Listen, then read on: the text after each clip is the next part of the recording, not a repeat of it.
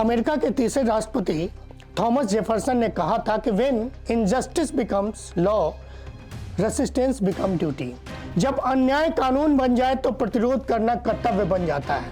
आज यह पंक्ति इतिहास की किताबों से निकलकर वैश्विक राजनीति के वर्तमान में पूरी मजबूती से खड़ी दिखाई देती है।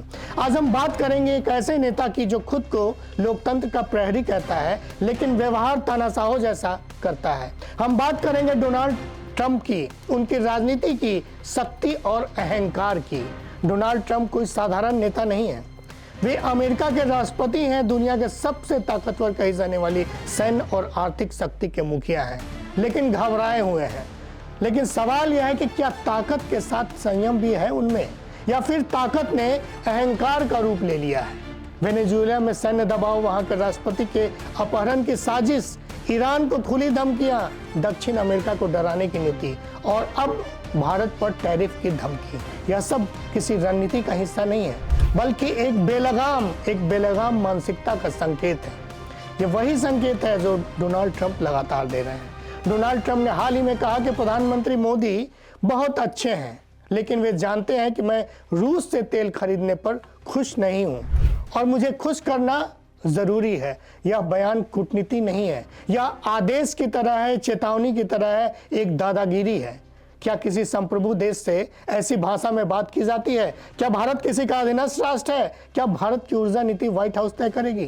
वह भूल रहे हैं भारत के प्रधानमंत्री नरेंद्र मोदी की ताकत, जो घुस के मारेंगे और करके भी दिखाया। विश्व गुरु बनने वाली देश की जनता का आक्रोश शायद वो नहीं देख पाए हैं। अब ट्रंप और टैरिफ बढ़ाने की बात कर रहे हैं। यह व्यापार नीति नहीं है, यह आर्थिक हथियार है उनका। यह प्रतिबंध का दूसरा नाम है।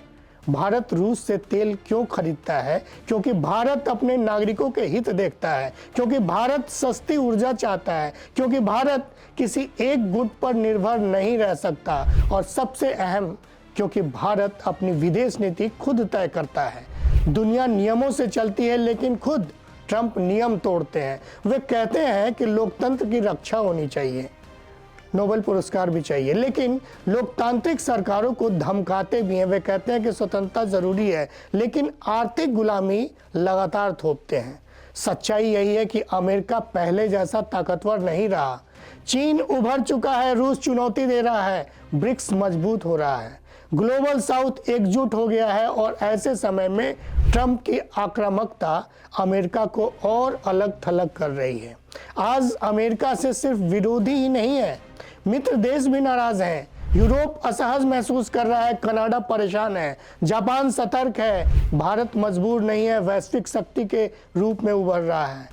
ट्रंप का अहंकार अमेरिका को अकेला कर रहा है। भारत को ट्रंप की भाषा में जवाब भी देने की जरूरत नहीं है, लेकिन बिल्कुल स्पष्टता जरूरी है। भारत को कहना होगा कि हम सहयोग चाहते हैं, दबाव नहीं, हम साझेदारी चाहते हैं, आदेश नहीं, हम व्यापार चाहते हैं, किसी धमकी को नहीं। व्यापार समझौते में देरी संभव है और भारत को इसके लिए तैयार भी रहना होगा। आत्मनिर्भरता, वैकल्पिक बाजार, नई साझेदारी, यही भारत की असली ताकत है। जब कोई शक्ति अपने आप को सबसे ऊपर समझने लगती है तो उसका पतन शुरू हो जाता है। ब्रिटिश साम्राज्य टूटा, सोवियत संघ टूटा, और कोई भी अपराजय नहीं होता है। यह सवाल डोनाल्ड ट्रंप का नहीं है, सवाल विश्व व्यवस्था का है, सवाल संप्रभुता का है, सवाल आत्मसम्मान का है। और ऐसे समय में थॉमस जेफरसन की वह पंक्ति हम सबको याद रखनी चाहिए, जब अन्याय कानून बन जाए तो प्रतिरोध कर्तव्य बन जाता है। भारत टकराव नहीं चाहता लेकिन झुकाव भी नहीं, क्योंकि यह नया भारत है। धन्यवाद।